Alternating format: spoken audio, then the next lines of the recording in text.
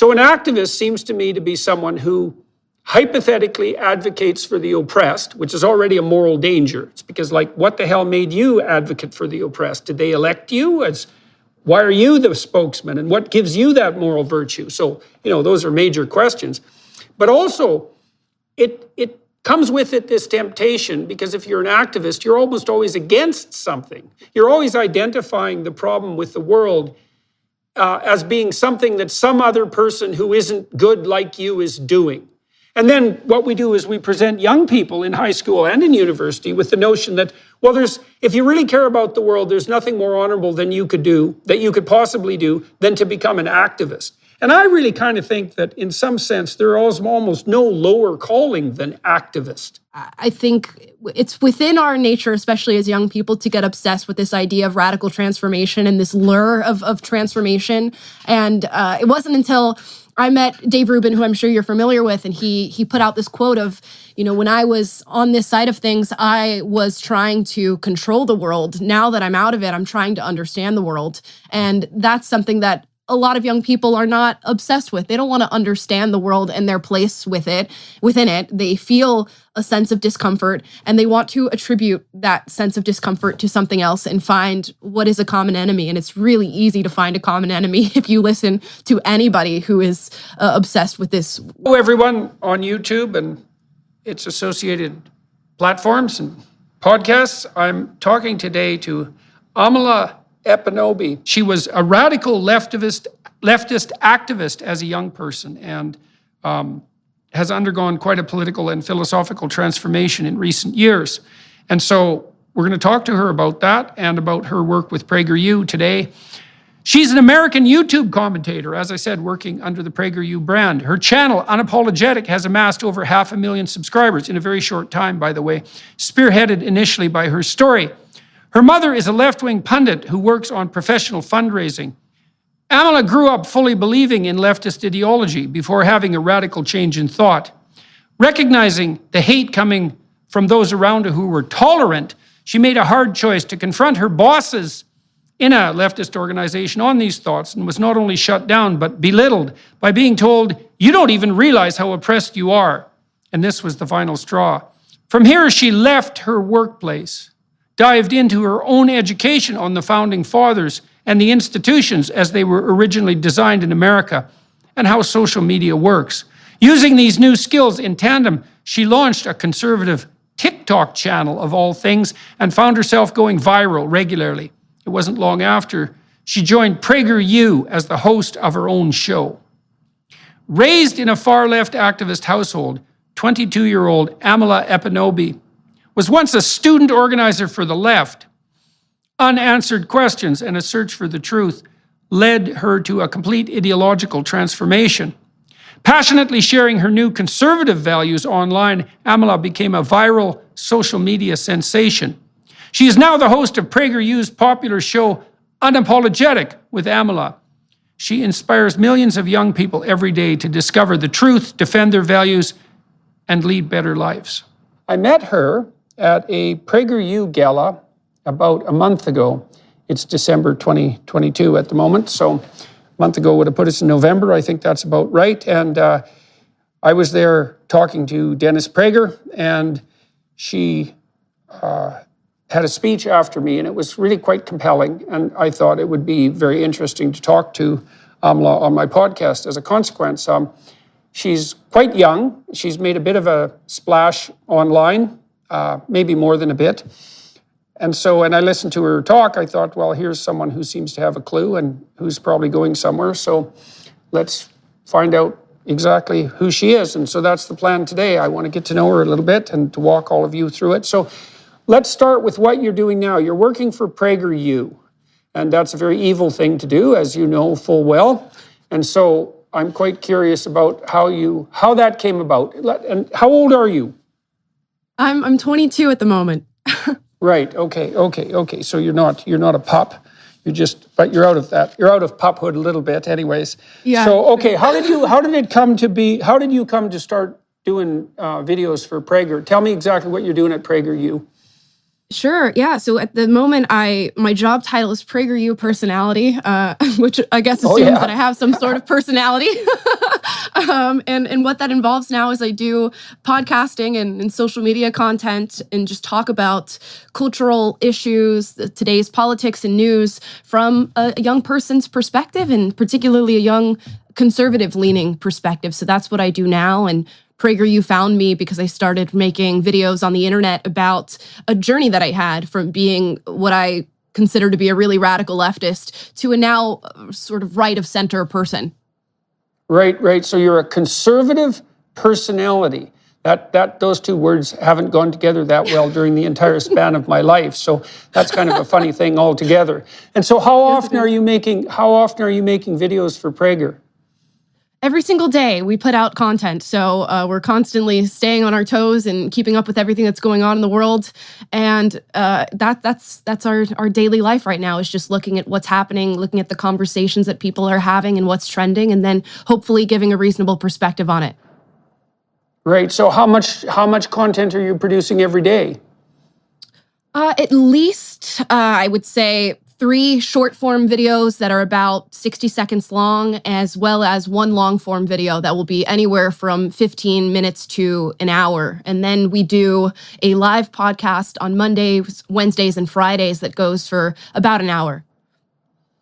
Oh, yeah. Okay. And on the short form, so those are about 60 seconds long? Yep. We'll pick a trending topic or a news story and then just give you a 60-second rundown of what's happening, as well as a little bit of opinion on it. Right. And so what platforms are you using for the short forms? Everything. We're on Instagram, Twitter, YouTube, Facebook, you name it, we're there. Are you on TikTok? Yes, TikTok. I have an up and down relationship with TikTok, as I get banned probably every other week for the content that I put out. Well, congratulations. Being banned by the Chinese communists is always a really good thing. Yeah. We should return the favor in spades. Yes. I agree. Yes, definitely. And so where do you have the biggest following? My biggest following is now on YouTube. My TikTok account is currently banned. That would have been my biggest following at about 640K, I believe. But now we've reached that on YouTube. Oh, well, congratulations. And how fast are you growing on YouTube? Well, we started our channel, I want to say, about in April of this year. So that's how quickly it's been about 9 months. And you said you were making videos before Prager picked you up. And what platforms were you using for those videos? When did you start doing that? I started out on TikTok, of all platforms, and I want to say I started there at the end of 2019. And I, in a matter of months, managed to amass a few 100,000 followers, because I think I was speaking to a perspective that people weren't used to on the platform. And I have a particular look, being a biracial female. I think that's not to be ignored in it having a factor in me growing so quickly on these platforms. But TikTok is where things really started to take off. Yeah, so what do you think you were doing that made what you were saying relevant and vital to people? I mean, you pointed to a couple of things, your youth and your biracial status, and I suppose the combination of those two things and the fact that you were offering a counter-narrative, but that doesn't seem to me to be enough. Like, when you see that kind of explosive growth across multiple platforms, you have to think that you're saying something in the right way for the moment.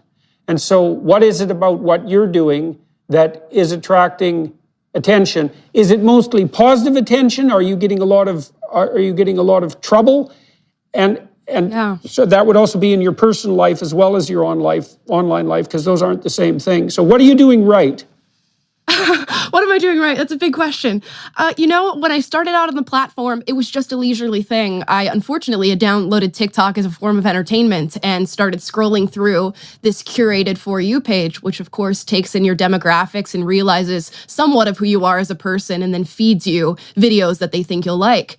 And the videos that I was being fed were just a lot of leftist radical ideology, really reducing me down to my gender, my race, talking about how pivotal it was that I was to be a member of the feminist movement or of Black Lives Matter. And I saw that and thought, wow, it's very interesting that this app took in my demographics and this is what it fed me. I wonder if there's anybody saying anything contrary to this. So one day I took out my phone and I filmed a video talking about how I used to be a former leftist and now I'm on the other side of things, and that part of me sort of died off but spoke to it a little bit, and my videos started taking off purely due to hatred. People were very upset at me espousing these views, and I got every single name you can think of for what I was doing, and then with that that's fun. Hatred came.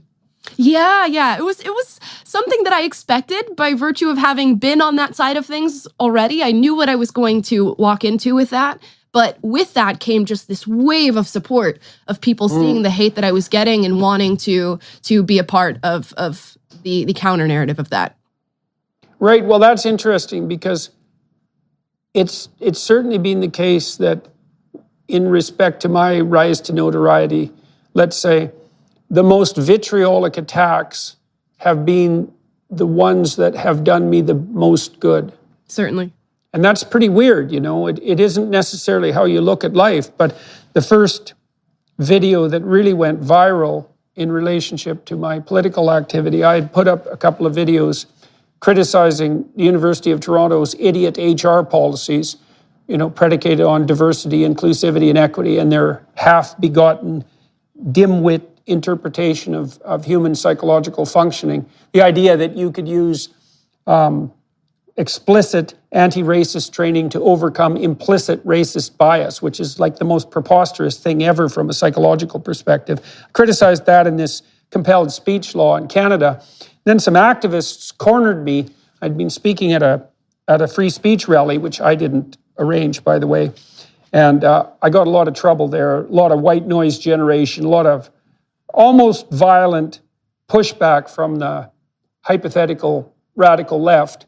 And then a bunch of activists cornered me on the way in to my building, my office building, and they filmed it, the encounter, talking about all the Nazis that were at my free speech rally. And first of all, I don't know what it's like in the United States at the moment, although I've been there quite a bit. There aren't any Nazis in Canada. That's just not a Canada thing. I don't know anyone who knows anyone who's ever met anyone who claims to be a Nazi. Like, it's just not an issue. And so that was completely preposterous. Anyways, they filmed this encounter, you know, claiming that I was attracting all sorts of demented right-wingers, and that went viral. The idea was to damage my reputation, but exactly the opposite happened. And then I've had a number of encounters with journalists that have been definitely, the journalists were just, they're real vipers, you know, they're the sort of people. In fact, one of them eventually admitted that this is what she was doing. This was Nellie Bowles, who used to work for the New York Times. She actually wrote an apology, a public apology, although not specifically to me, saying that as a New York Times journalist, she made her career by going out to purposefully destroy people. And so talking to journalists like that, it's really like, it's like walking through a nest of vipers, because the people who do that sort of thing ask their questions in a way that is designed to make you say something that will be fatal to your reputation permanently, so that their status can be elevated as the person that outed you. But interestingly enough, just to wrap this story up, is every time that's happened, although it made things shaky for a couple of weeks or a couple of months afterwards, the positive consequences have eventually been far greater than the negative consequences.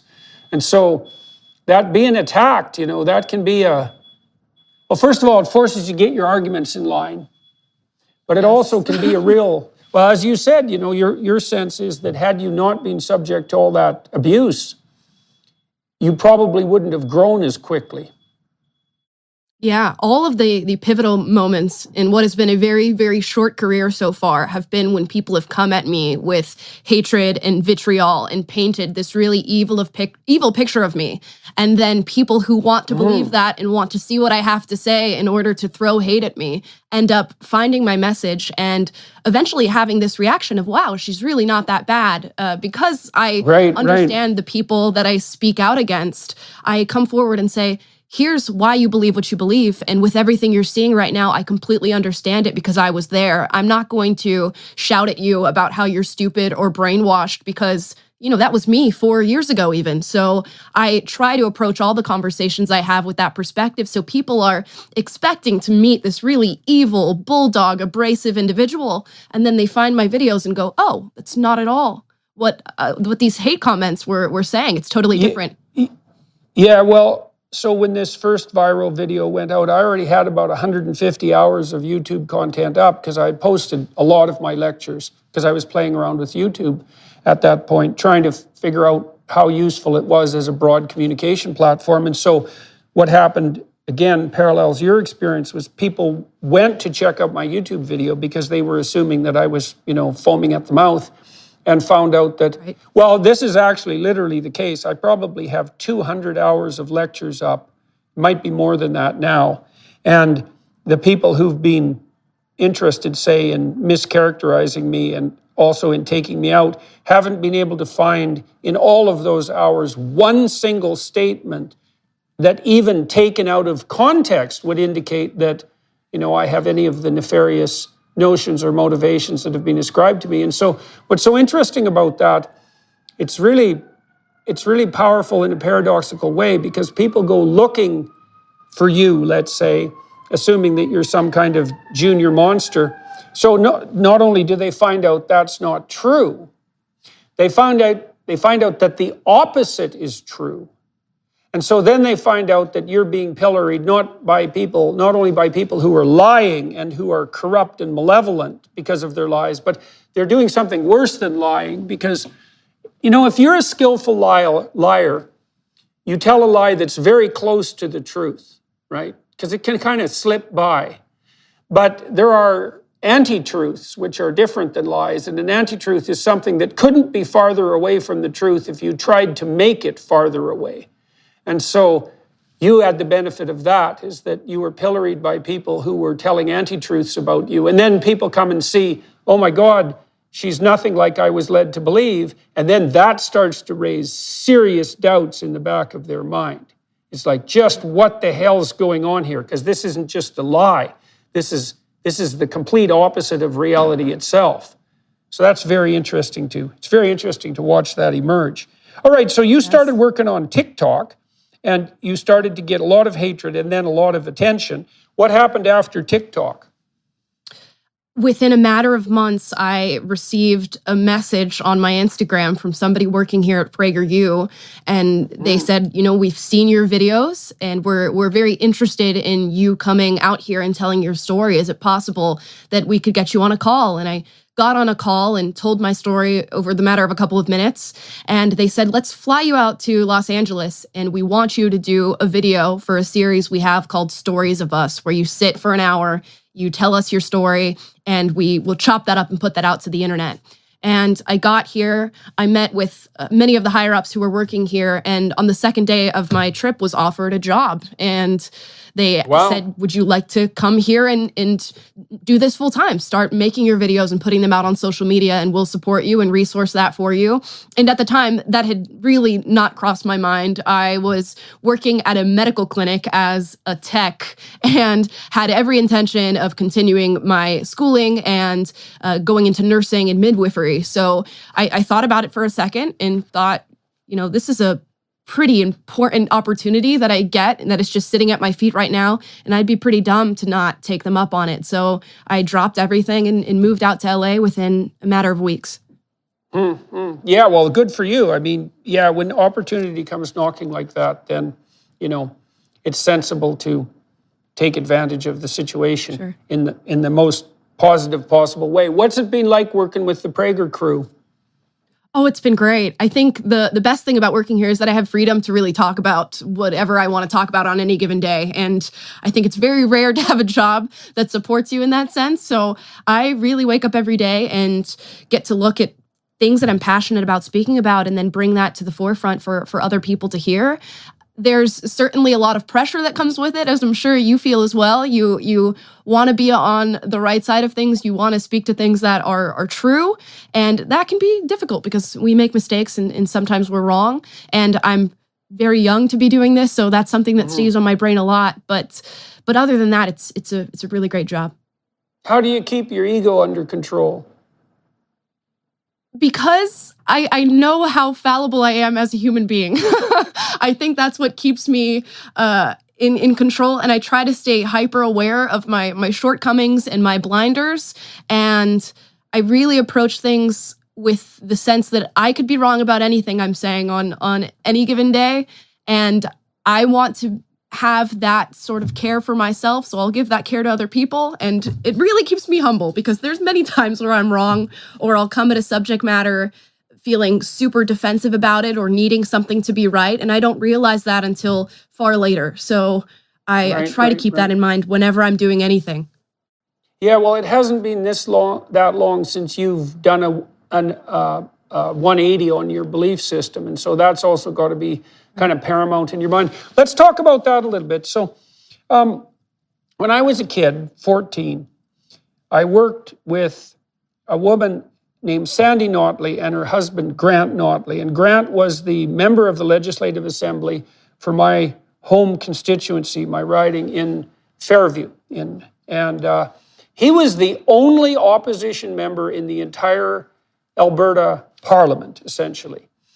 And he was a socialist. The entire province was conservative, except for him. He was a socialist. Now, the reason he was elected in that riding wasn't because he was a socialist. In fact, he was elected, I would say, in spite of the fact that he was a socialist. But he was actually a good man, and everybody knew that and trusted him. And so I worked for the NDP, the New Democratic Party, for about 3 years. And I was a good friend of his wife. She was the librarian at our local junior high school, and she introduced me to serious literature. And I really liked her. She was a real good mentor.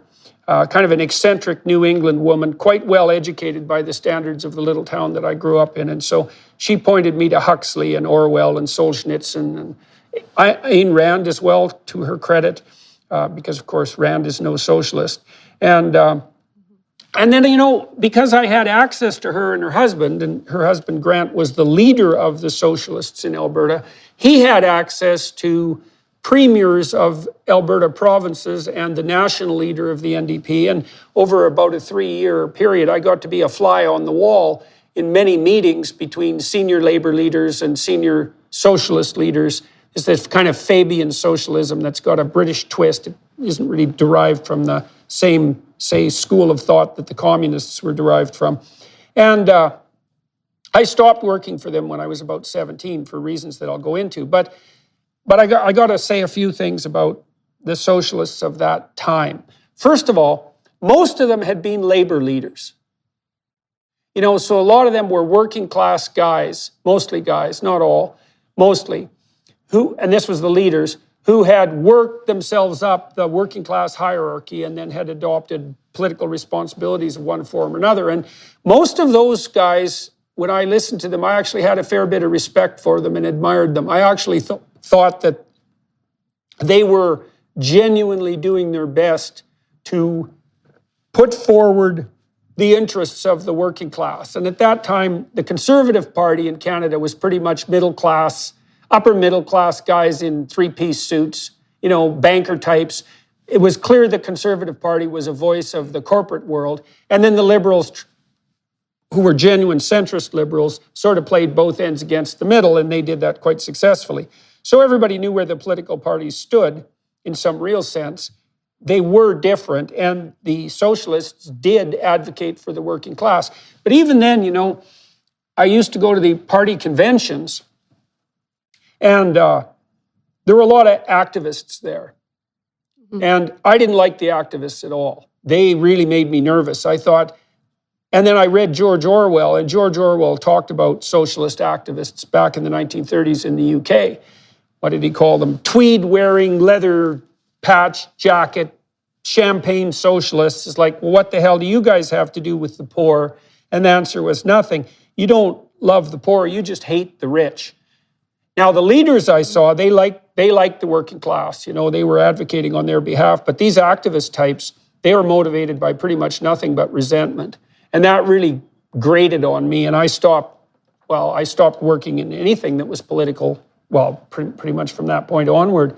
So I think it's really easy for young people to be attracted to leftist ideas because, first of all, young people are looking for a cause. And second, without much reflection, it seems obvious that we should be advocating for the oppressed. And then, of course, the leftists always say that that's what they're doing. And so, given that your first moral impulse might be to advocate on the part of the disaffected, then it seems appropriate that if you were attempting to be moral, that you would gravitate towards those who claim to be speaking for the dispossessed. The question is, are they really speaking for them? So why do you think, now you also have said, and you need to explain this to people, that your mother was and is a left-wing political activist. But so you have that reason for having been hooked into the ideology, let's say. Do you want to expand on that a little bit? Let's walk through your biography a bit here and talk about the philosophical reasons you were attracted to it and also the personal reasons that this particular ideology. Sure.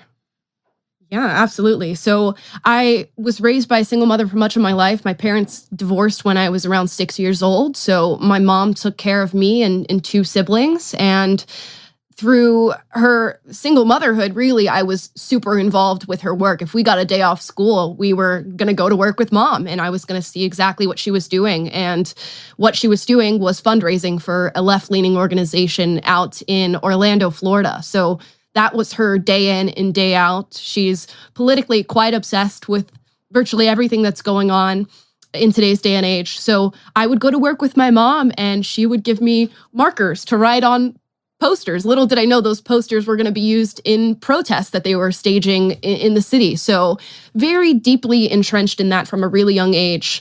And my mom happens to be white, which I don't find to be particularly important, but it is important in that she taught me from a really young age that because I was biracial, life might be a little bit harder for me living in this country due to its history and how that history is reflected in the present. So I think more so than doing good for the world, I was attached to this sense of victimhood, and I thought that it was really pivotal to my identity. So I was a really angry young person. I was getting in arguments all the time with kids who knew nothing about politics, about political issues. And I grew up in a very small, rural, conservative town. So arguments were ripe for the picking with anybody I chose. And anger was the first thing that I think got me attached to the movement. But then it was going to my mother's work. And like you said, there was a lot of working class people involved. During the hurricanes in Florida, they would do food banking and give out food to the needy. So it was a lot of very radical policy prescription mixed in with pretty pragmatic helping of people who happen to be lower income and living in lower income communities. So I think I just got my wires crossed in thinking that because we were doing good on a small scale, that meant that these radical prescriptions that we were calling for were also good. Yeah, well, that's a critical point, because, okay, so let's delve into that a little bit and think it through. So, Sure. Look, it's definitely the case that one of the sources of sophisticated morality is compassion, right? Although we're making a big mistake in the modern world by elevating compassion to the, what would you call, status of unique virtue, because there's lots of other more primordial building blocks of virtue that are as important as compassion. So, for example, everyone's enjoined now to not be judgmental. And that really means to be casually dismissive, and I do think casually dismissive is a mistake, but judgmental, discriminating, that's not a mistake, that's a virtue. Because to be judgmental and to be discriminating means that you dispense with what isn't worthy and you pursue what is worthy. And truthful is a virtue. And well, we can start with that. Sensitive to beauty is a virtue.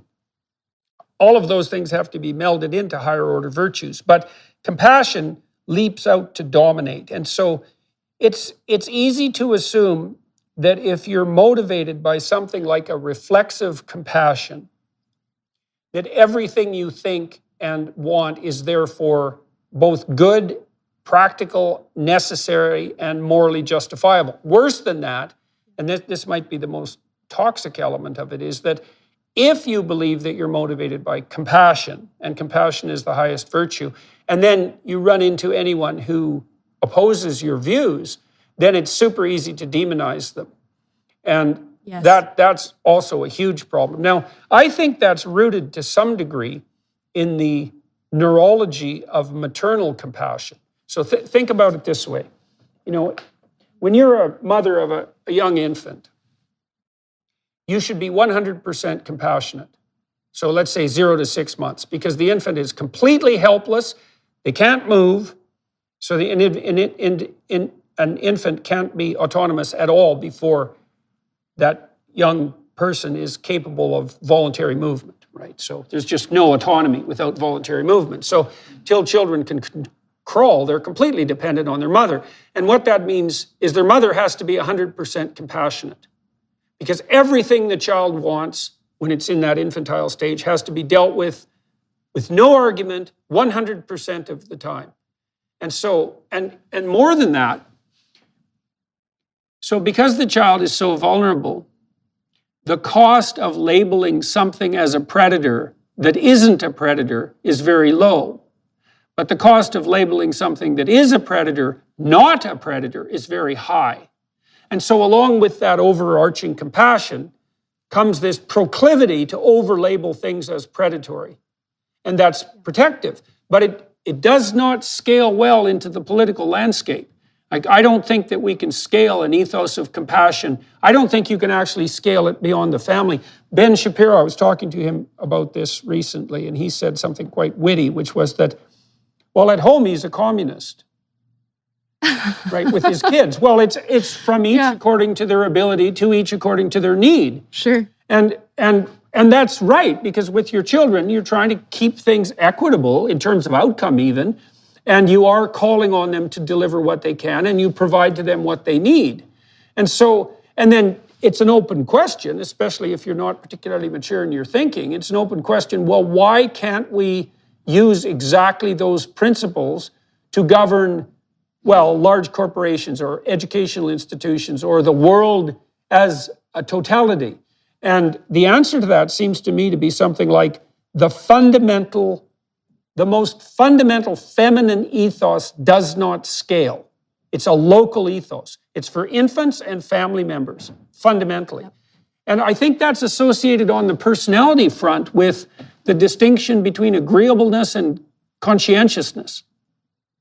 So agreeableness is the compassionate, temperamental dimension.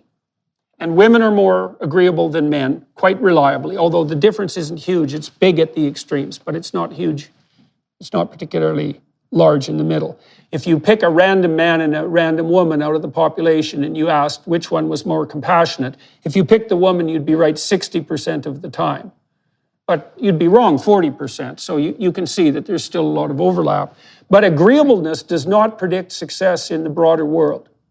Conscientiousness does. And conscientiousness is a much colder virtue, right? Because a conscientious person will call you out on your misbehavior even if it hurts your feelings, let's say.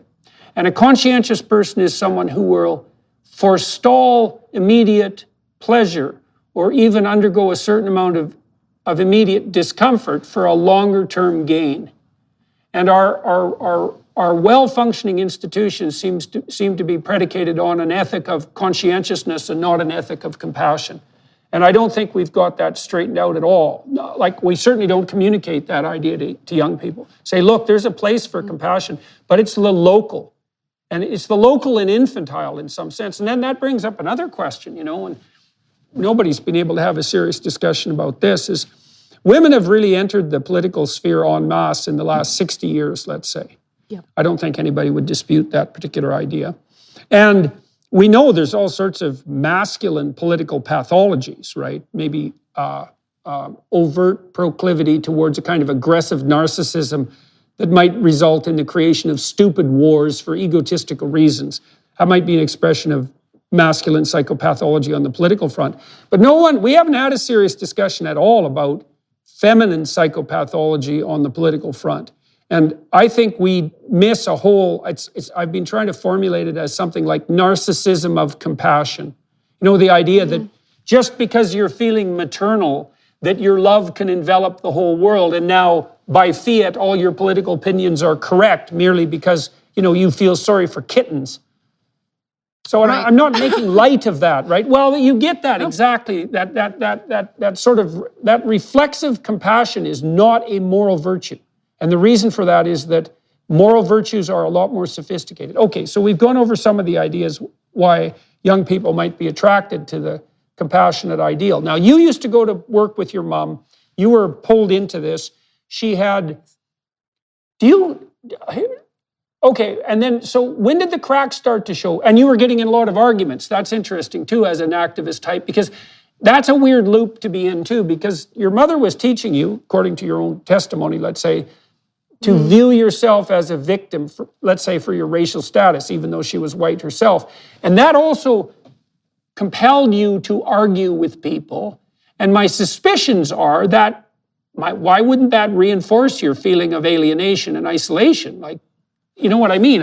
So were you in a loop because of that? Yes. Oh, absolutely. It was a complete loop of believing this, getting into an argument with somebody that reinforced the ideas that I already had. And at every fork in the road that I had come to with that was a little hypocritical, or maybe there's something wrong there. I didn't seek out trying to find the cracks in what I was believing. I just sought reinforcement. So whenever I was in an argument with somebody, it wasn't really about the crux of what I was saying or what I was advocating for. It was always, they're a racist, they're a misogynist, so anything that they say doesn't even matter, and I shouldn't even take into account as far as questioning my own self and having a healthy degree of skepticism. So I was in this constant loop of, yes, I believe this is what my identity is. If somebody argues with me, it's because they're not on the same page as me and they in fact hate something about my identity, and it just looped back and forth for years.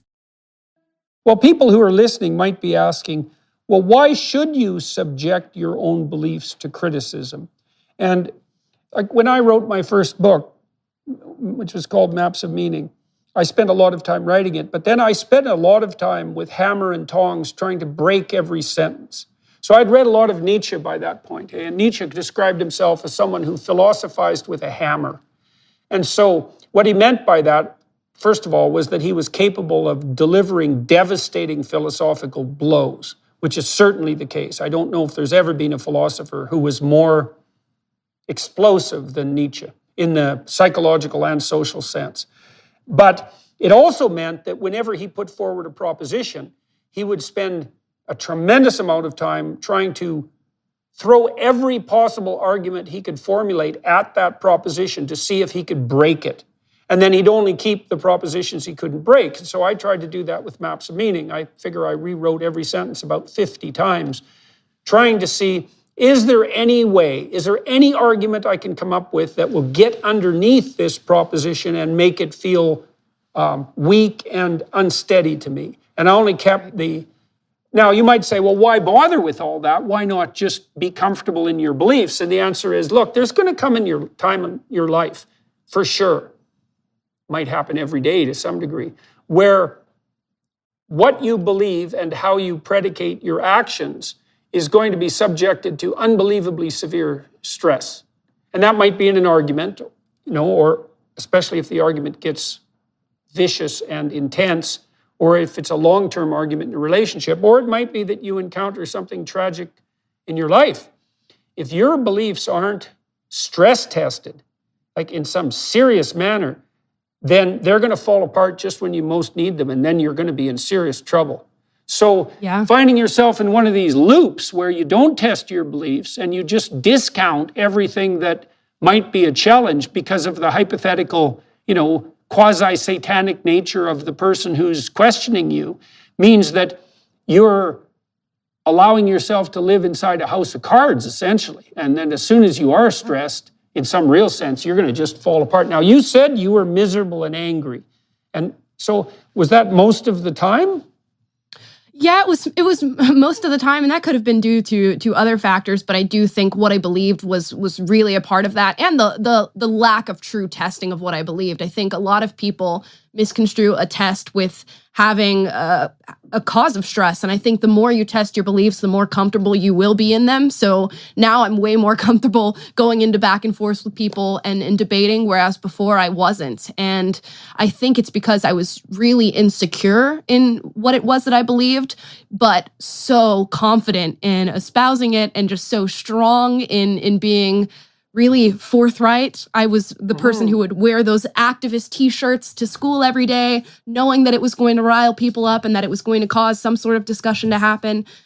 So what really had made me upset in the life that I was leading was just waking up every day, looking at the world through this lens of injustice. Every cross look was racist. Every off comment was misogyny. And when you view the world that way and you're looking for those things, not just saying that you believe that they are real, but looking for them, everything you see is going to be that thing. So the world was a really evil place. Right. Well, you also put yourself in a position. Yeah, that's interesting too, because you put yourself in a position then when casual interactions, let's call them microaggressions, for lack of a better word, and casual misunderstandings are instantly elevated in your perception to the status of high moral crimes. So it isn't just that someone's annoyed at you or someone's just having a bad day. It's that you're dealing with a racist or a misogynist, right? Which is a core evaluation of their character.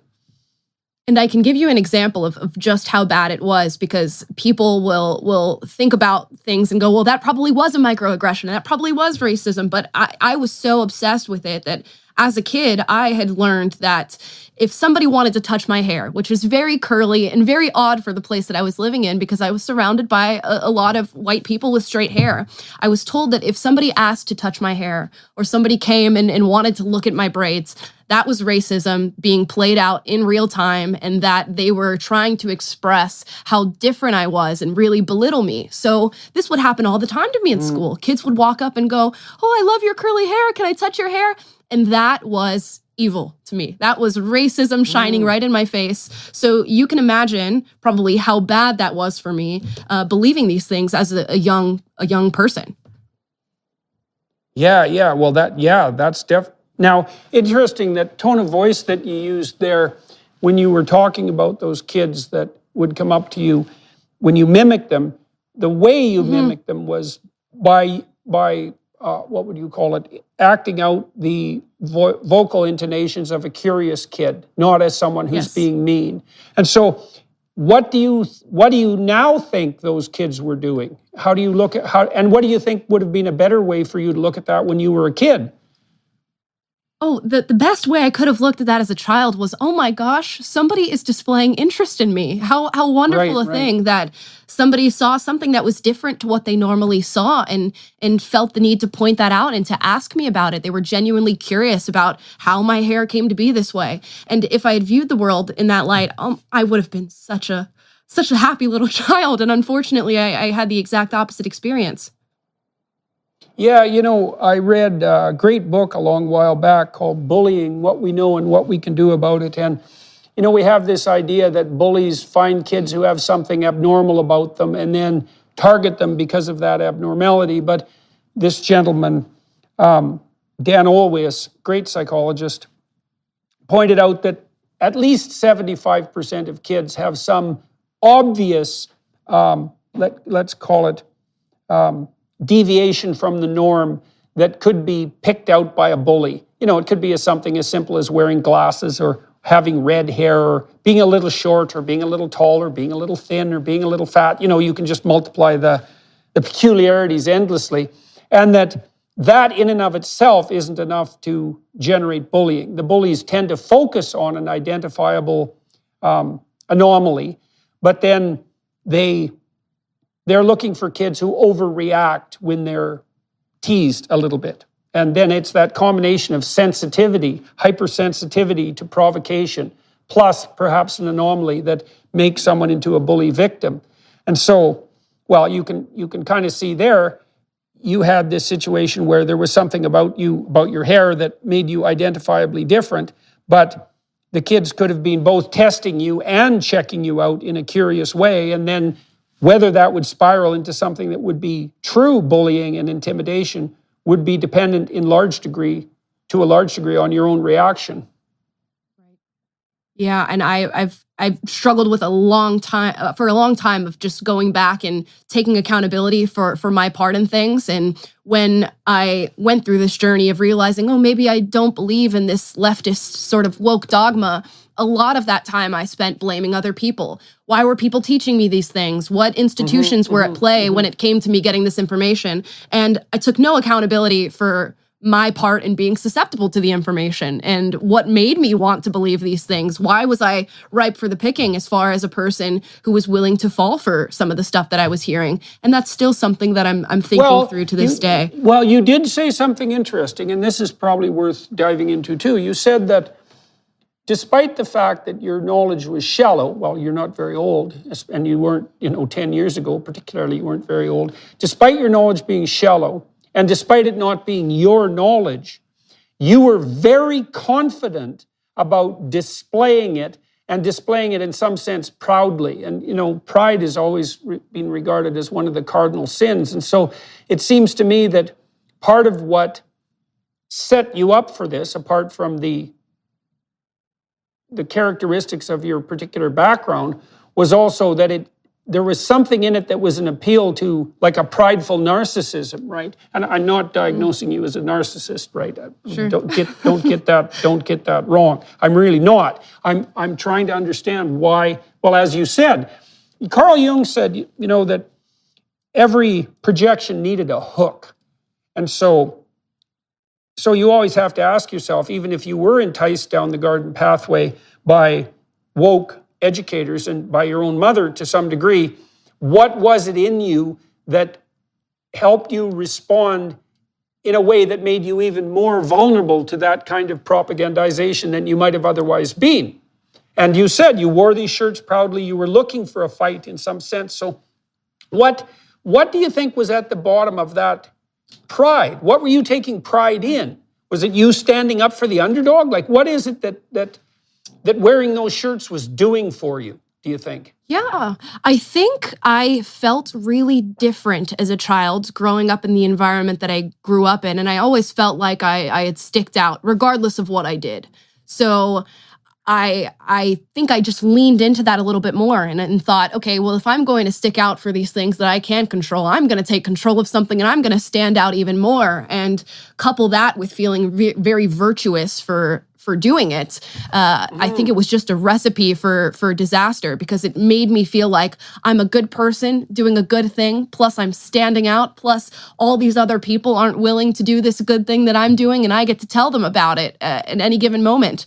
And it was just a mixture of feeling really insecure. Well, so that's an interesting thing, because we all do believe, I think, in some real sense, that a good person should do good things. And some of that would be a certain amount of self-sacrifice for the benefit of others. And if you're sensible about that, you would say, well, you shouldn't sacrifice yourself to the point of being a martyr, because that becomes counterproductive. But the problem with that goodness, I guess this is why there's an injunction in the Gospels against praying in public. The problem with that virtue or that goodness is that you can start to trumpet it as a differentiating moral virtue. Right? And so you can start to use your hypothetical care for the poor and oppressed as a marker for your superior social status and the inviolability of your beliefs. And so then it starts to move. You can see that there's a slippery slope there from compassionate virtue to overweening pride. And you said in your case, it was also exaggerated by the fact that, well, man, if you were going to be different, if you were fated to be different in some ways, then by God, you were going to play that hand to its fullest. And that's also an attraction, and an adaptation.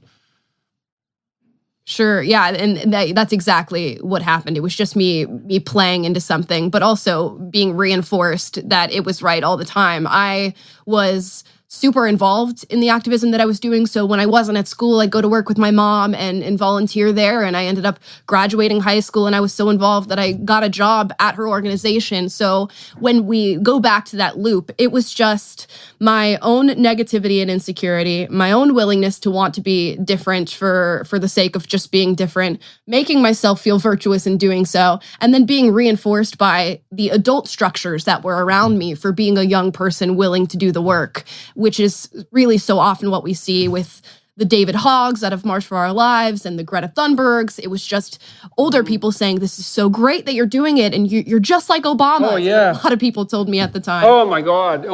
Yeah, well, I was thinking about Greta last night, so it might be worth just talking about her a little bit. So I was trying to put myself in her shoes. So imagine, first of all, that you're 13, and then imagine that you're a little on the autistic side. And then imagine that you have a very domineering mother who's perfectly willing to use you for her political purposes. And then, so now she's instilled this terror into you that the world is coming to an apocalyptic end, and that there are evil and malevolent forces conspiring to make that happen. And that basically constitutes the entire patriarchal structure of Western civilization and all of its industry and all of that. So that's the background you come out of. And now you're 13, and you start to parrot some of your mother's ideas. Of course, they're not really her ideas, but they're ideas that have possessed her too. You start to parrot them. Okay, and then what happens? You're 13. Well, what happens is, like 50-year-old adult male leaders all over the world fall at your feet and treat you like you're the Oracle of Delphi.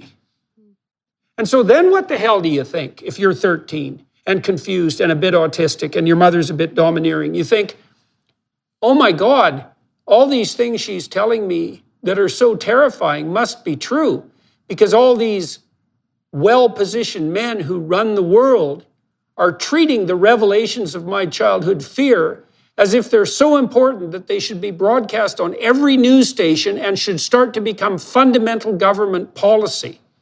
And so, how the hell would you possibly respond if you were 13, except with a massive magnification of your terrors? Like, oh, the world's in such bad shape that I, the 13-year-old autistic child from Scandinavia, now seem to be the leading oracle in the world on the environmental and economic front. It's so sad for her. Like, I can't imagine how someone in that situation couldn't be on the edge of existential terror constantly. Yeah, I relate to her a lot. And, I feel a lot of compassion and sympathy for her mother as well, because from my perspective with my mom, having gone through this really twisted journey of having to come to her and say, you know what, that stuff that I learned when I was younger really did have a negative effect, and here's how. And her just being shocked in that, oh, I'm so, I thought I was doing the right thing. I thought I was doing the compassionate thing. And I thought I was alerting you to the snake that's sitting out in the front yard. And that's my responsibility as a mother to do that. So I feel for Greta's mother. I feel for her. And I also feel for the people who look at a young person and say, look at this young person leading the way and using the power of a 13-year-old, which is just really very much misplaced to push forward a movement. But it is just a twisted cycle. Yeah, well, I mean, she's in an impossible situation because I don't see how she could possibly question herself or her doubts, given the unbelievably overwhelming response to her revelations. So she's in an awful situation. Okay, so we talked a little bit about the role that your own temptations played in setting you up for this propaganda, although you were pretty much surrounded by it too, which is, that makes it also very difficult to, let's say, escape from. So how old were you when you started working after schools at your mom's organization? And then how old were you when you started working for her full time? I was 15 when I had started volunteering and 17 when I started working full-time. Okay, and you did that after you graduated from high school? Yes, as soon as I graduated from high school, I thought, no college for me. Let's make myself a full-time activist. and that's what I did, yeah. Right, well, okay, a couple of things there. So another thing that really used to bother me at the universities, and I started to discuss this with some of my professional peers just before it became impossible for me to continue working at the university. We have this idea that we tell young people all the time, and I really do think this is an insidious invitation to their prideful narcissism, that first of all, that they should be changing the world, which is a lot to change for people who haven't even been able to live independently yet. And also that if you do want to change the world, which is what you should do and what you could do, the way you do that is by being an activist. And activist has become professionalized since the mid-60s. And so an activist seems to me to be someone who hypothetically advocates for the oppressed, which is already a moral danger. It's because, what the hell made you advocate for the oppressed? Did they elect you? Why are you the spokesman? And what gives you that moral virtue? So, those are major questions. But also, it comes with it this temptation, because if you're an activist, you're almost always against something, right? You're against industry, you're against fossil fuels, you're against the patriarchy, you're against the racists. You're always identifying the problem with the world as being something that some other person who isn't good like you is doing. And then what we do is we present young people in high school and in university with the notion that, well, if you really care about the world, there's nothing more honorable than you could possibly do, than to become an activist. And I really kind of think that in some sense, there is almost no lower calling than activist. Yes, I would agree with you. And I think it's within our nature, especially as young people, to get obsessed with this idea of radical transformation and this lure of transformation. And it wasn't until I met Dave Rubin, who I'm sure you're familiar with, and he put out this quote of, when I was on this side of things, I was trying to control the world. Now that I'm out of it, I'm trying to understand the world. And that's something that a lot of young people are not obsessed with. They don't want to understand the world and their place within it. They feel a sense of discomfort, and they want to attribute that sense of discomfort to something else and find what is a common enemy. And it's really easy to find a common enemy if you listen to anybody who is obsessed with this woke ideology. Okay, so maybe someone might level a criticism at you and say, okay, look, for a long time you were a left-wing activist, but now you're just a right-wing activist. And so how would you defend yourself? How do you defend yourself? Because I'm sure that idea has occurred to you. How do you investigate that charge? And what do you think is different about you working for Prager, which is a well-known, hypothetically right-wing, conspiratorial organization, which seems in some sense activist on its surface? How do you distinguish between what you're doing now and what you were doing before? And how do you know that you're not equally deluded, but on the other side of the political spectrum? Yeah, sure. The way that I know I'm not as deluded as I was before is that I did go through a period of delusion when I recognized that I was not a leftist. I immediately went, oh, well, I must be on the right then. And I self-subscribed myself to the right-wing talking points for quite some time. And then I don't know what happened, but a moment came to me where I went, wait a second, I must have this propensity to just latch myself onto things because I've just done the same thing on the other side. And I really had to look within myself and find where do I truly disagree with my previous self, and where do I agree with my previous self. And there are plenty of back and forth that we'll get into with the employees here at PragerU where we disagree on many things. And that was certainly not an experience that I had when I was working for that left-leaning organization. Now, that could be that organization on its own, making people subscribe themselves all or nothing. I don't think so. Right, Even the right. New York Times wrote an article this week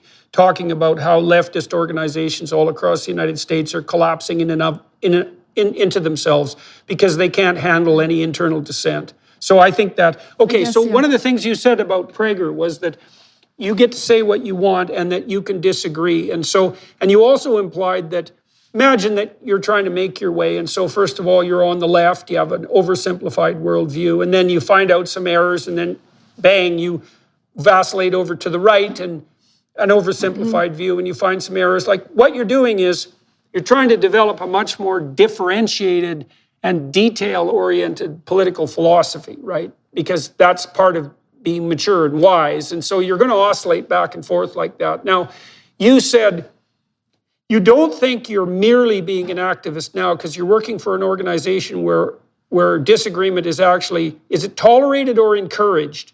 And do the Prager people actually, do they let you say what you need to say? Do they encourage you to do that?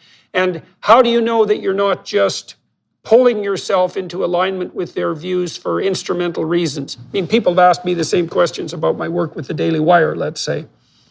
Sure. I'd say it's both tolerated and encouraged, and we can be both at the same time. And when I come and do my show, I know that my show is my words and I know that it's my thoughts, and I feel comfortable now, whereas I didn't before, saying, you know what, I don't agree with maybe that 5-minute video that we put out this week, or I don't want to have a certain guest on the show to discuss this sort of view of things. And that is always encouraged and taken to heart, and they go, okay, great.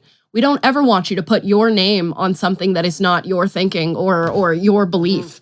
So I have much more freedom today than I had before. When I was working for that left-leaning organization and I was having these thoughts that were dissident to the subscribed narrative, I didn't feel comfortable even saying that or even coming to a point of confrontation with anybody, because I knew that my job was contingent upon me believing the list of things that I was meant to believe. And now I get to come and say, I don't think I agree with you on that. And it's actually taken in stride and people want to talk about it. Okay. So one of the ways you know that you're not merely towing the party line now is that you have a wider range of play available to you without getting into trouble. Okay, so how else do you know? Here's a good question. How have you learned to distinguish between those words that are yours and those words that merely make you a mouthpiece of an ideology? Yeah, I mean, I guess I'm not afraid to disagree. I think if I was your typical right-leaning conservative person, I would be talking about, I don't know, Christianity. I don't happen to be a religious person. I'm agnostic atheist, I guess is what you would say.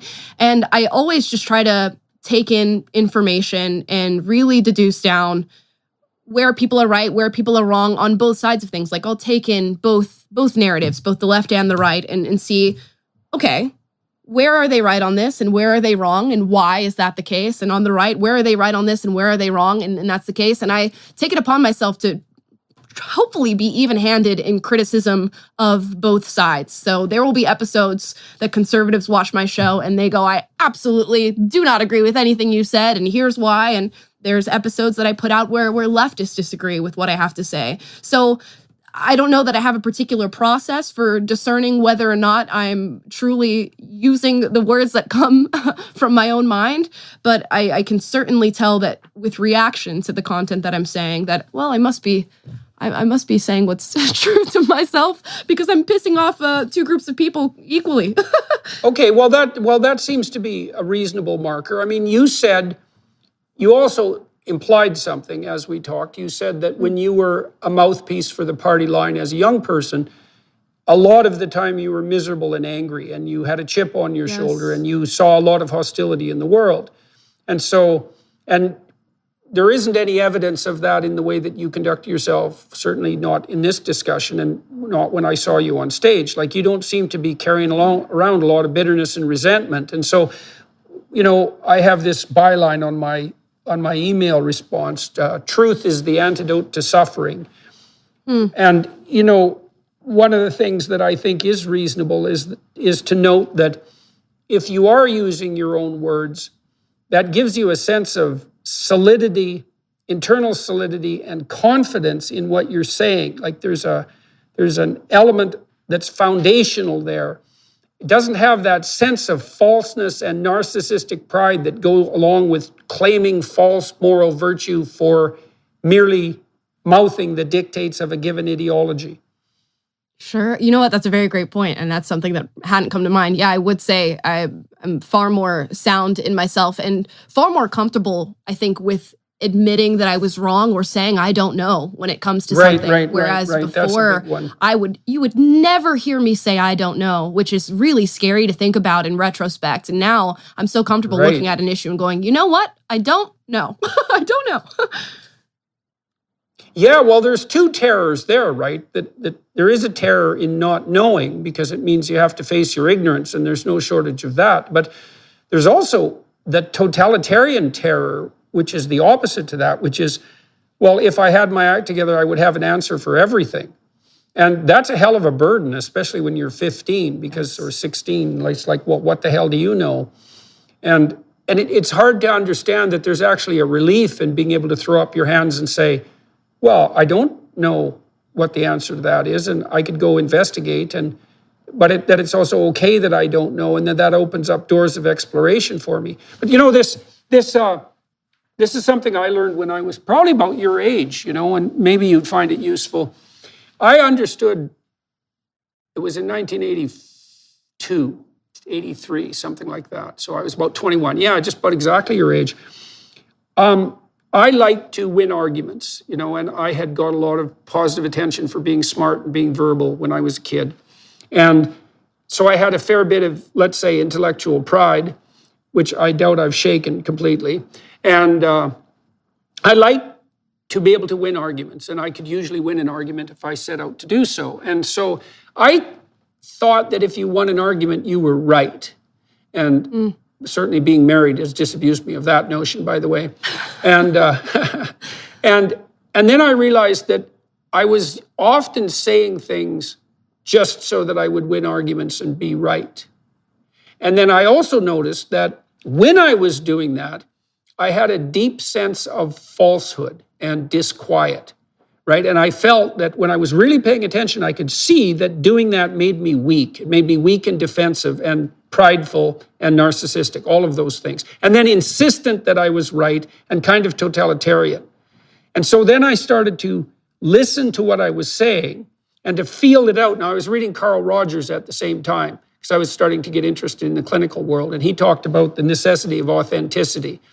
And he believed that your actions and your words should be in alignment. But not only that, that your physiological being and your words should be in alignment. He said if you paid enough attention, you could tell when you were, let's say, not being true to your core self, something like that. And for me, that manifested itself as a sense of weakness. And so I kind of learned to feel my way along. I always think about it as sort of trying to find, imagine you're walking across a giant swamp and there are stones under the surface, but you can't see them in the murky water. But you can feel them out. So you can feel where you could step. You could take the next step and find solid ground. And you can do that with your words.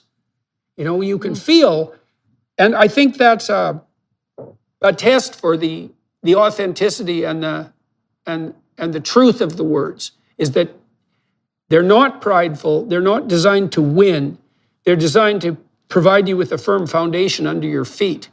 And I think to some degree, well, I'm wondering, I suppose, to some degree, if that's how you know, to what degree that's how you know, for example, at PragerU, when you should hold your ground and say what you need to say. Certainly. And it's interesting because I think I've managed to learn that, at least in the political sense, when it comes to the job that I do. But in a personal sense, I still struggle with exactly what you were talking about, sort of feeling the stones and recognizing things in yourself before the words come out of your mouth. So now politically, because I've gone through all of this back and forth and really having to contend with myself and with other people, now I'm fine and I'm calm and I'll listen to a story and I'll have this idea of, well, let's wait to find more information, even though something immediately wants to attack somebody else. Let's wait and hear more. Whereas sometimes in my personal life, my turnaround on recognizing my defensiveness is about a 24-hour period, which my boyfriend is struggling with right now. Right. And well, that's interesting. You know, like that's played itself out in our marriage. I would say, I'll talk about my wife momentarily. I would say that when we first got married, the turnaround for her was about 24 hours. And she's got that down to about 30 seconds now. Yeah. And that's, Yeah, so, I hope to be just like her. well, if you practice that, and if you practice, and it is that kind of, that's humility, by the way, really. It's like, if you listen with humility, you're always listening with the idea that you're probably still pretty stupid, and maybe this person will say something that will make you slightly less stupid if you listen hard enough. Right. And that's such a gift, right? Because if you're stupid, you're going to run into a wall because of it at some point. And so if someone who's talking to you can tell you where you're stupid, well, what a deal for you. And the thing that's so interesting about that too is that you're way more likely to be told where you're stupid by someone who doesn't agree with you. Yes, 100%. And it's interesting that when I meet people like protesters who have this very shallow depiction of myself and are telling me that I'm stupid or racist or all these things, for some reason, I treat this person who is so far removed from my life with far more compassion than if somebody who I care about is coming forward and saying, hey, you did this stupid thing. And I don't know if it's because the relationship that I have with the person that is deep and caring has a little bit more sting when criticism is given. And that's why I immediately jump to defense. Whereas with this person, it doesn't truly matter all that much what somebody on a college campus thinks. So it's something that I continue to struggle with, but I've turned a 2-week period of turnaround into a 24-hour one. So okay, well that's pretty good. Well, it should. Like if you practice that diligently, you can get the turnaround really quick. And that's really, we were talking about the religious front, that's really confession and repentance, by the way. That's a compressed because the confession is, so first of all, you can think about it as recognition of sin. Okay, so what does sin mean? Technically, it means to miss the mark. There's 2 derivations. There's hamartia from the Greek, which was an archery term. So to sin means to miss the mark. And there's one from the Hebrew, which was chet, if I remember correctly. And it also meant to miss the target. So imagine that the religious transformation in its microstructure is something like admission of sin, which is, well, I missed the target. And then there's a confessional element to it, which is, well, here's how I missed the target. I wasn't aiming at the right target. I wasn't careful enough, etc. And then there's the repentance, which is, well, I'd rather not do that again. And then the religious vision, at least on the Christian side, and it's not unique to Christianity, is that if you go through that process of recognition of sin and confession and repentance, then there's redemption. And that is, I really think that's the cycle of growth, right? I don't think you ever learn anything important without going through those 4 things. That's sort of been routinized and made mythological in the religious context. But it's a useful thing to know, because that's a place where the learning that you're undertaking and your explicit description of the learning and that religious system of ideation, that's a place where they dovetail. Yeah, and I can imagine pride is the one thing that is standing as a barrier to all of those steps. Yeah. Yeah, well, good. Well, that's a very astute observation, because the precondition for that cycle of transformation is humility. And, there's my wife prays this Jesus prayer, and I'm going to mangle it because I don't know it that well, but it's something like, Jesus Christ, have mercy on my soul, a sinner. And the Orthodox Christians, some of them pray that continually. And you might say, well, what exactly are they doing? And the answer is, well, they're trying to remind themselves that they're stupid and fallible. And you might say, well, that sucks, because who wants to be reminded constantly that they're stupid and fallible? But if that makes you more attentive and more able to go through this cycle of transformation, because now you're attending to the places where you might be in error, then it's a facilitator of growth. And it is a facilitator of growth to understand that there's a lot more possibility in what you don't know than there is power in what you do know. Yeah. I'm curious, did you ever struggle with pride getting in the way by virtue of having the job that you have? Because so many people are looking to you and taking in your words as very much right in this very dedicated fashion. Did that ever come as a barrier in your personal life with your own arguments? Well, I think that I was fortunate, in some sense, because I didn't become well known till I was pretty old. Like I was in my mid-50s, And I'd been a professor at Harvard and at the University of Toronto for 20 years, and so I had a pretty good reputation among my students, and I had some practice at what that was like. And then I developed a bit of a media following in Ontario, and I got a bit of experience on the broader social landscape before things burst forward around me. Now, so I was older when this all happened, and that was helpful. But I also, as I indicated in our conversation, I started to sort a lot of this out when I was about your age, and I realized that I had a lot of intellectual pride, and that's the problem with being smart, is that when you're smart, because you get a lot of positive attention for it, it's really easy to overvalue it, to confuse intelligence with virtue, and to confuse the fact that you're intelligent, let's say, with the idea that you're valuable and good. And that's dangerous because it means that people who aren't as intelligent aren't as valuable and good, and that's not a very good conclusion to draw. But it also draws you in a prideful way. And like I said, I like to win arguments, and I always thought, well, if I won the argument, I was smarter and better. And I realized around your age that not only was that not true, like seriously not true, because just because someone can't formulate an argument doesn't mean they don't have a point. This is something you definitely learn when you're married. Because your partner might be upset with you and unable to articulate it, and you might be able to mount a pretty damn good defense, but they still might be right, and you should listen. So, because maybe they'll stop you from falling into a pit. But I also started to understand, too, that in that intellectual pride, well, the figure of Lucifer and Satan, Lucifer in particular, so he's a variant of the idea of what's satanic and evil. Lucifer is the morning star and the spirit of enlightenment. And Milton characterized Lucifer as God's highest angel gone most spectacularly wrong. And Lucifer is like Scar in The Lion King. Scar's smarter than Mustafa, but he's alienated and isolated and bitter. And part of that's intellectual pride, a huge part of it. And there's a tremendous intellectual pride in the totalitarian impulse. And so I started to understand that to the degree that I was characterized by intellectual pride and capitalizing on a talent that was given to me in some sense by God, let's say, by the transcendent, because I'm not responsible for my own intelligence, whatever it might be, right? That's just who I am. I didn't do that. I had no more to do with that in some sense than how tall I am. It's just how it is. And then I started to understand that being prideful in that manner was participating in the same process that led to totalitarian atrocity. And then that just scared the hell out of me. I hope. I hope. Yeah, I hope it scared me bad. Yeah. Well, I hope. Well, you do hope. Well, Yeah.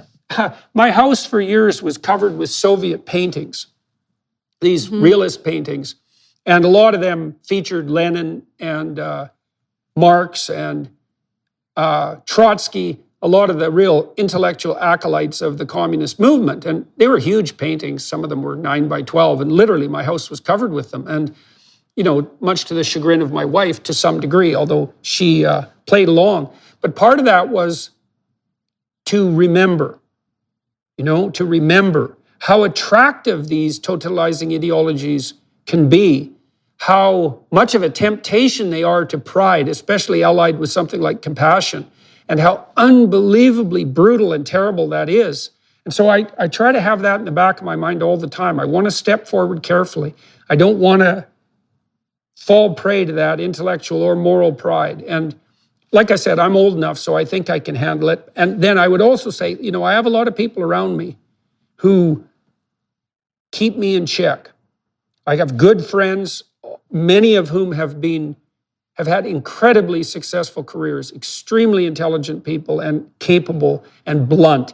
And if I deviate, some of them on the left and some of them on the right, and if I deviate, they phone me and say, I don't think you handled that very well. You should get your act together, and then we fight about it. I did a video with Greg Hurwitz and Jonathan Pajot about the tweets that got me banned, where we tried to delve into the utility and morality of my behavior. Twitter makes you impulsive, and I can be impulsive on Twitter. And so, I made some nasty comments on Twitter, and I spent a lot of time talking to my friends and my family about, was that straight and right, or was it prideful and impulsive? And well, so I have lots of people around me who help. And then I'm hoping I'm terrified enough of where intellectual pride goes to, to keep my ego in check.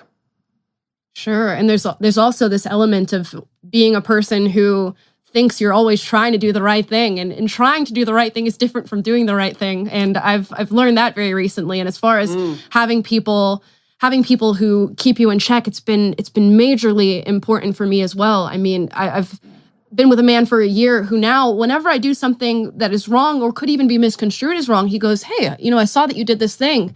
And having so much of your life being filmed, which I'm sure you're accustomed to, it's really something that you have to keep in mind, because one 30-second moment you've had, which would normally be seen by nobody, can be seen by millions, and you will be held to that belief or that statement for the rest of your life, whether or not that's a rightful thing to do or not, with the cancel culture that we're dealing with right now. So to have somebody there to say, "You could have said it this way," or "I know what you meant to say, but here's how it could have been done better," is just such an important thing to have for everybody. Yeah. Well, there's advantages to that. I mean, I've been required, let's say, to temper my public behavior in a more civilized manner since I've been in the situation that you described, so there's two elements to that. First of all, if I'm ever rude to anyone who knows me, who knows of me, first of all, they will never forget that for the rest of their life, and they will tell everyone they know. Yep. And you don't need that to happen very many times before your reputation deservedly takes a major hit. So I do my best to be hyper alert when I'm in public, in places that I might be irritated normally, like airports and so forth, because I really don't like airports. And not that anybody particularly does. But it is kind of useful to be called to be on your best behavior all the time like that. But it is definitely useful to have someone around who is watching you and helping you, modify your behavior so that you aren't being impulsive and prideful any more than is absolutely necessary. Yeah, you're going to be in a rough situation, because you're really young, and you do have to, assuming that your career trajectory stays upward, which seems, reasonably probable barring catastrophe, you're really going to have to watch yourself constantly. And so that could be good, but it's not nothing to have to do that.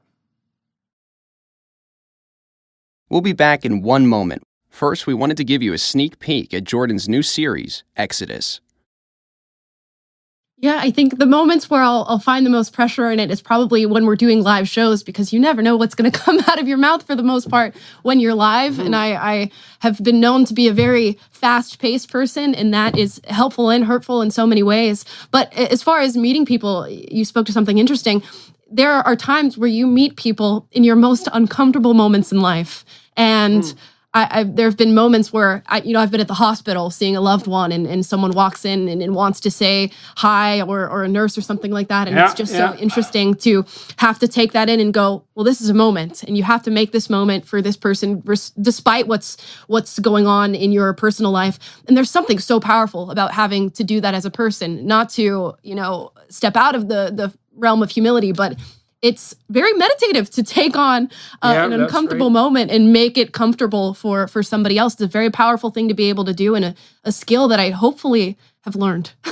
Yeah, right. Well, it'd be a good skill for everyone to learn, because the idea there is something like you are required to be good regardless of whatever tragedy happens to be unfolding in your life at the moment. And I think that's right. I mean, part of the reason that people are inclined not to be good, so they become resentful and bitter, is because terrible things have happened to them.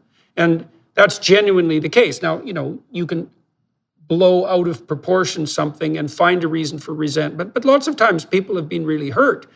And you might say, well, don't I have a reason to be resentful and bitter? And the answer is, bloody well right, you have a reason to be resentful and bitter. And it might be a good reason, but two things. First of all, that doesn't mean that you get to stop trying to be good. And second, it also doesn't mean that everybody who's had a rough time is now no longer good. Now, in my life, I've met lots of people because I was a clinician and a professor. And now, I met literally hundreds of thousands of people. But I learned at least 25 years ago that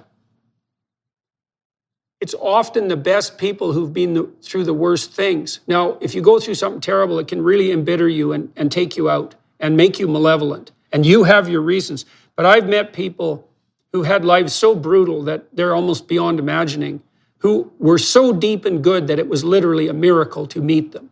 And I met a lot of people like that. I had people in my clinical practice who were just, Jesus, I had this one woman, she didn't have anything going for her. Like, her family was utterly insane. Her mother was a delusional alcoholic schizophrenic whose boyfriend was paranoid and used to torture her to death about being possessed, literally possessed. She was very intellectually impaired. She was overweight. She was unattractive. She dressed like a street person. She just, Jesus, she had a rough life, man, in every way. She'd been in a mental hospital inpatient ward for like years. And she came to me hypothetically because she was afraid of other people. She used to kind of walk up to people like this. You know, she was so shy she couldn't even look at people. And it turned out that the real reason she came, this outpatient clinic that I was working at a place called the Douglas Hospital, she'd been in an inpatient ward. And man, the people in those inpatient wards, they were so devastated. They'd been there for like 30 years. These were people who hadn't been let back on the streets during deinstitutionalization. And so it was like Dante's Inferno walking through those wards, man. And One Flew Over the Cuckoo's Nest had nothing on that place, I tell you. And she had been in that ward, and she had a dog that she took care of, and she had this idea that she could take her dog out for a walk, and that maybe she could take some of those inpatients out for a walk. And that's why she'd come to see me. So you had this woman whose life was, Jesus, man, she was facing an impenetrable wall everywhere she looked, and yet her attitude was, you know, I've met some people who had it worse than me, and maybe there's something I could do to help. It was stunning. Yep. And so those type of people that you meet are so powerful. Yeah, well, you know, the fact that you're suffering doesn't justify your immorality. And that's, you're called upon to act nobly regardless of your catastrophe. And not only is that's that a good thing to going to learn. be better for the world, it's going to be better for the world around you, and it's going to be better for you. I mean, I don't know that this has been studied or anything, but feeling hatred and being super reactive or sensitive to things that have gone wrong in your life, I truly believe eats away at your body and mind as a person. And all the people that I've met who have been the most powerful in my life have had some of the worst things happen to them. And they approach people with a smile, and they are calm, and they are collected in some of the worst moments you could possibly imagine. And to be able to master that as a person, I think, is probably one of the most powerful journeys that...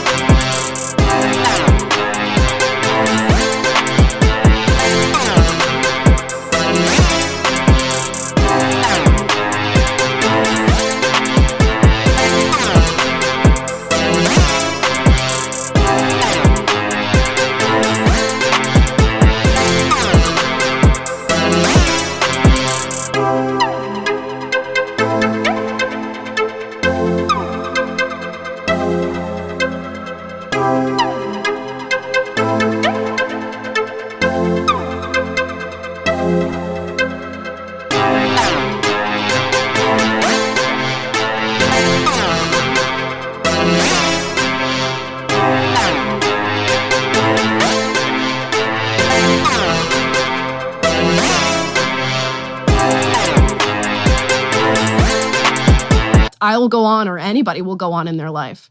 Well, it has been studied, I would say, to some degree. You know, it depends on how broadly, in some sense, it depends on how far you can see the research extending. So here's an example. There is a trait, neuroticism, which is sensitivity to negative emotion. And that's anxiety and pain, let's say. And people differ in their sensitivity to those at baseline. One of the things that makes people more neurotic, so experience negative emotion, is self-consciousness. And so really what that means is, literally what it means is, the more you think about yourself, the more miserable you are. And so that's worth knowing. So if you're always wondering how the world's treating you, and if you're a victim, and if you're always concerned about your emotional state, you will be miserable. because those concerns are the same thing as being miserable. And so there's that bit of research that bears on this issue, but it's also the case that we know that if you take a stance in life that's predicated on the idea that what you're doing is voluntarily confronting a challenge, then that's completely different psychophysiologically, neurologically, pharmacologically. That's completely different from having a stress thrust upon you. So if you're an active contender, you're actually a different psychophysiological organism than you are if you're a passive recipient, even if it's the same level of challenge. And that'd be the difference between stress and challenge. That's clearly documented, all the way to the cellular level. Okay, so sitting in the ice bath willingly is better than having ice water thrown at your face. Well, what I'm hearing. In fact, they're not only different, they're opposites. So, and the ice bath idea is an interesting one. I mean, Wim Hof, who's the world's master at ice baths, he's been plunging himself into cold water for decades, and he is so resistant to cold and so in control of his autonomic nervous system that it's kind of miracle. And so, we actually don't know the limit here. So here, I'll tell you something on the religious front that's worth thinking about too, in relationship to this discussion. There's an idea that's deep in Western culture, insofar as Western culture is Christian, is that the world is founded on a sacrifice, right? And that's what the crucifix represents. And European towns were built around a church, and the church was built around an altar, and the altar was built around the idea of sacrifice. So the proper sacrifice is at the center of the community. That's what that idea means.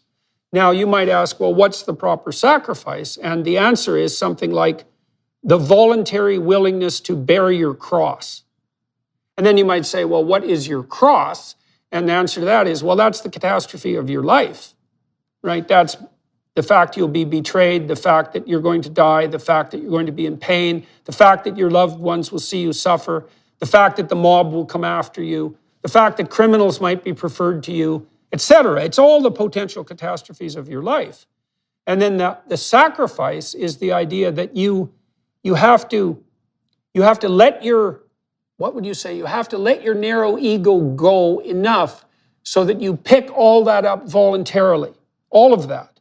And then that transforms it. And I think that's literally true. I think that's what all the psychological evidence points to, is that if you adopt a stance of voluntary challenge, even in relationship to tragedy and malevolence, that's the pathway to transcendence, truly. Yeah, it's interesting. It's interesting that you say that, because my mother, she struggles with borderline personality disorder. And in a lot of the therapy that she's underwent, they talk about this deep attachment to traumatic events, and not only the traumatic events of your own life, but of other people's lives. And her attachment to that is often from the perspective of being somebody outside of the traumatic event and bearing no responsibility or accountability. Now, whether that's the illness to blame or your own personal ability to contend with yourself, it truly does change your entire outlook on life. And it can be a very powerful thing to take accountability for actions that maybe had nothing to do with you. Well, okay, so I've got a practical example of that might be helpful with your relationship. So, and maybe not, but maybe it'll be helpful to someone. So now and then when my wife get into an intractable battle, we'll both have that proclivity to want to be right. So you want to be right because you don't want your beliefs to fall apart, and you want to be right because then you don't have to go through the inconvenience of having to change. So you have your reasons for wanting to be right. The problem with that is you might not be right, and plus you have to live with this other person, and so you better sort out your differences. I don't think that's compromise, by the way. I think that's joint union in a higher vision. But one of the things we learn to do, if we could pull ourselves away from the fight, because you think things like, well, some of the time I'm wrong, but this time she's definitely in the wrong, and I'm going to make that point, and she feels the same way, and so, then we, come to loggerheads. We learn to leave each other and go into our separate rooms, and then to meditate for some period of time. And here's the meditation. It's like, okay, we're having this stupid argument. Definitely my wife is wrong this time, for sure. But there's some possibility that I've done something stupid sometime in the recent past, or maybe even in the distant past, that made this argument somewhat more likely, somewhat, even though she's mostly wrong.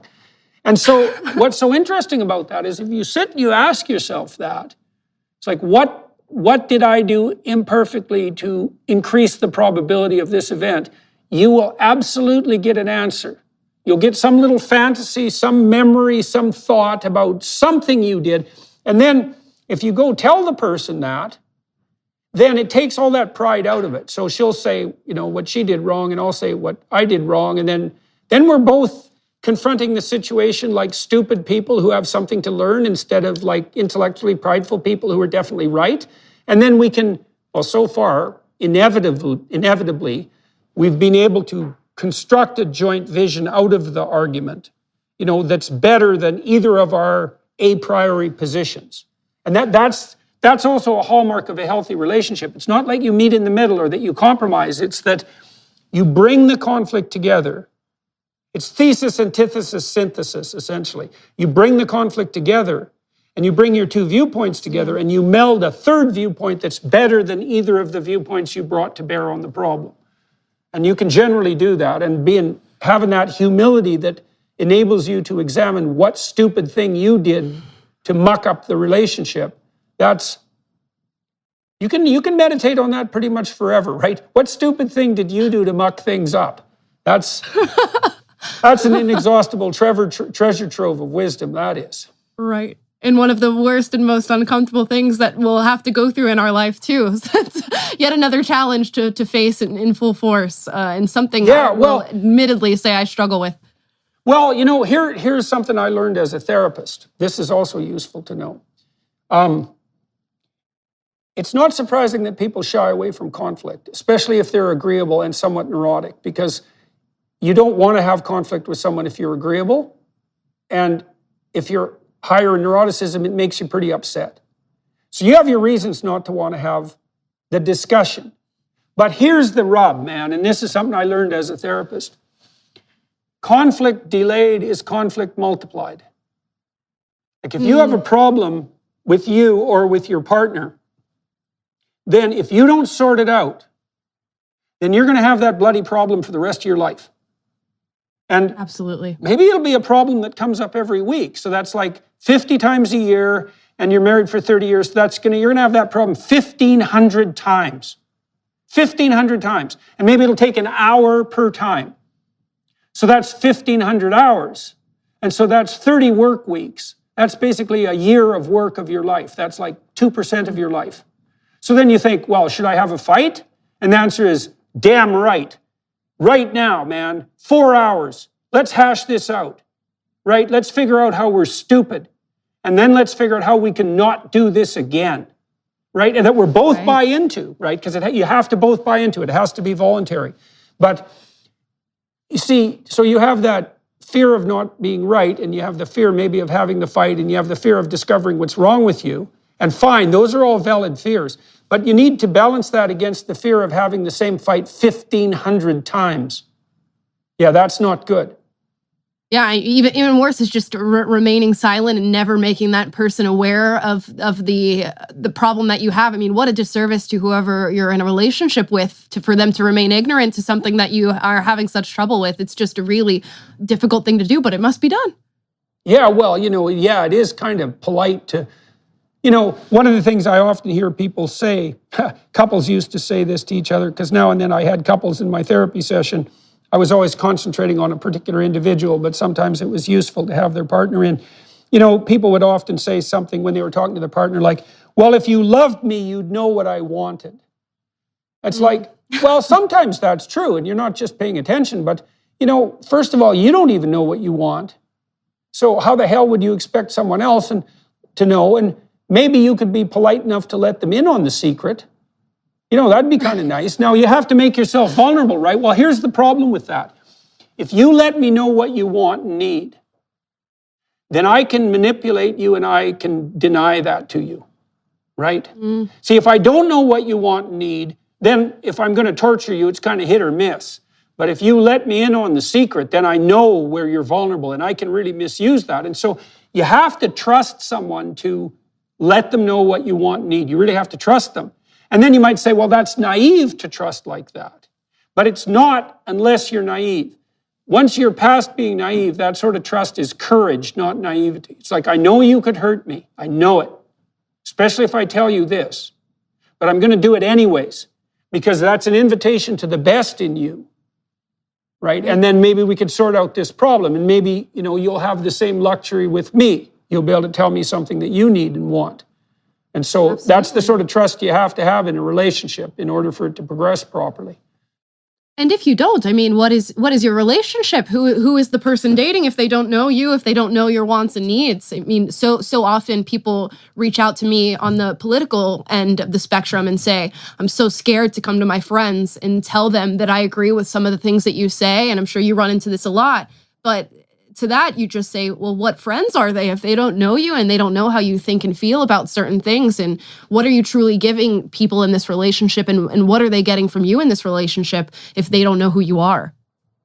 Yeah, well, that's the thing, if you're in the grip of an ideology and you're falsifying your own experience to be an agent of that ideology, then it's the ideology that has your life and not you.